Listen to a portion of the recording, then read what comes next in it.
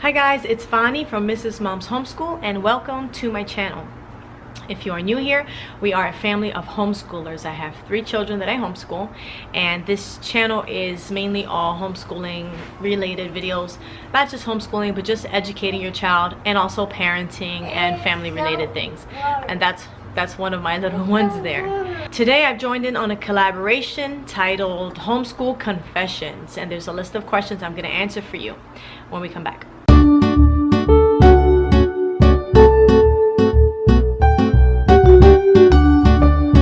So this collaboration was put together by Ingrid over at Mama and Mia Homeschooling Chronicles and April at The Simple Rugged Path. So go ahead and check out their channels in the description below. So for my first question is, how many children do you homeschool?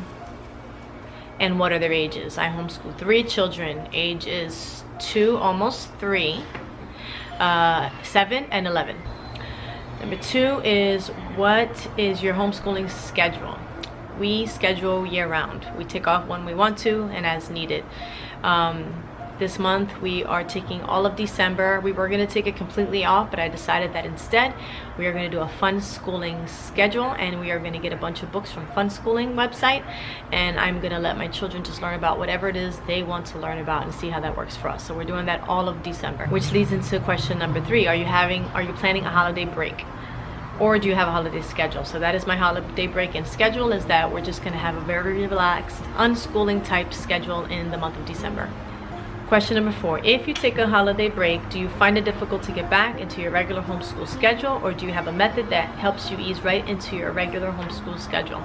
Yes, it is extremely difficult to get back into school, even if we have a weekend off. Even if we have like a 4-day weekend, it's really difficult to get the kids back on track for school. So actually this year we are going to try something totally different, so that'll be another video coming to you guys after the new year. Next question. When homeschooling multiple children, what advice can you offer other homeschoolers in regards to teaching and planning for different age levels, including caring for a child who is not of the age to be homeschooled? So I do have a 2-year-old who in the beginning was not homeschooled when she was just a baby. So I would have busy bags, I would have a bin next to me that would have Play-Doh in it and a bunch of different things, and I would take out certain things that would occupy her. When she was a little younger, she loved Play-Doh, so I would take out Play-Doh and that would occupy her for like a good half an hour. And at the times where she was super busy and entertained, I would go ahead and do the most serious subjects with my kids. Another idea is to do your most challenging subjects that you have with your kids during their nap time, if you have little ones who do take naps. What I do now that she's older, she's going to be 3, is I incorporate her into the learning process. So I fill her love tank before we start our school day, and we do our homeschooling with her. So we'll do a circle time, we'll do maybe a craft, read some books, and do some activities. And then at that time, my older children will do their solo work, their reading, their handwriting, and things that they can do by themselves without any of my help. As far as homeschooling different age groups, I would recommend trying to group together as many subjects as you can. I know that The Good and the Beautiful has history and science that you guys can just all do together as a group, that your 2nd grader and your 6th grader can do it together. You can just add more work for the older student. So that's a big help right there when you do subjects all together as a family. And also another tip is to have that morning time, that morning basket time, and incorporate subjects into there that you guys can all be learning together as well. Next question. All children are unique learners and have their own learning styles. So when it comes to homeschooling multiple children, do you use the same homeschooling approach with each child? So up till yesterday, the answer was yes. I used the same approach for all of my children until I realized that it really isn't working for one of my children, and that child is a different type of learner and needs a completely different type of homeschooling. So I made the decision last night that we were going to try something completely new. So I'm not going to reveal any of that yet. That will come at a later date at another video. And I do believe now that every child is completely different and they learn differently, and they shouldn't have to learn not even the same subjects if they're such different learners. I believe that they should be able to learn and be taught differently. If you need different curriculum, different topics, different subjects, I feel like you definitely should go ahead and gear your homeschooling to each child, because you don't want that one kid to be miserable for school because it works for the others but not for them. then they feel left out, then they have self-esteem issues as they get older. You should really just try to gear it towards each of your children.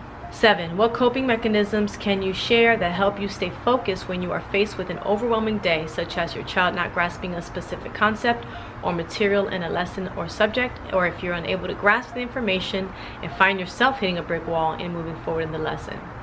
So what I do when those things happen is first, sometimes if it's like math was never my subject. So when my child has a hard time with math, she's frustrated and I'm frustrated.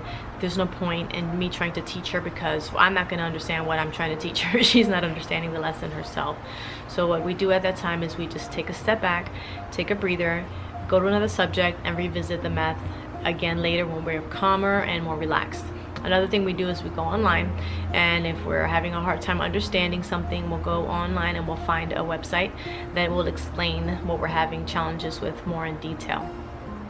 And if the child's just having a really bad day, or if I'm really having a bad day, we will just maybe do school later on in the afternoon, or we will leave the house for a couple of hours, go to the park, get some fresh air, or maybe even take school to another location just to get our minds right. Number 8, from your point of view, what is the hardest thing about homeschooling?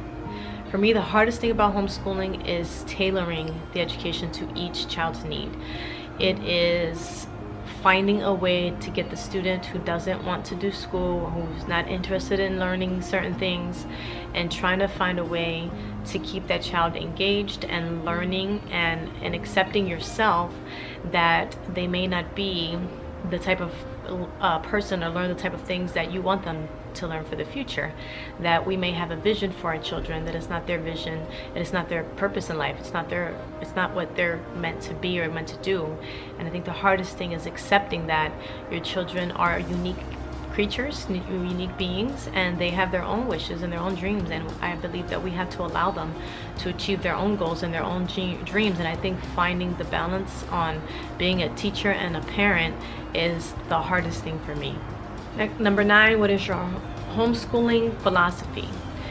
My homeschooling philosophy is basically just do what works for you. Don't worry about what your friends are doing, your other homeschooling friends are doing, what curriculum they're using, what grade levels their kids are, that their kids are super advanced, or their kids are unschooled and they get to do whatever they want, or maybe you just are comparing yourself.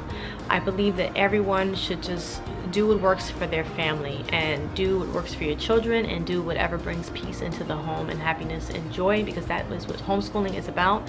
It's about learning together, growing together, and being a family together in love and happiness.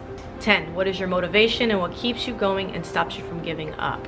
That's easy. It's my kids and my love for them. It's my motivation for them. I want them to be happy when they're adults. I want them to be successful. I want them not to struggle. I want them to have anything that they want. And that's my motivation to continue to learn about parenting, learn about educating, learn about homeschooling, learn about all kinds of things in life, so that I can be the best mom and teacher that I can be for them, because they deserve that and more. So anyway, those are my questions, guys. Thank you so much for watching. There's a playlist in the description below with other moms who are answering these questions as well. If you like this video, please give it a thumbs up. Check out all my other videos, guys, and I hope that if you do like this channel, you will consider subscribing. Until next time, I'll see you later. Brother, was caught in the crossfire. Was caught in the crossfire.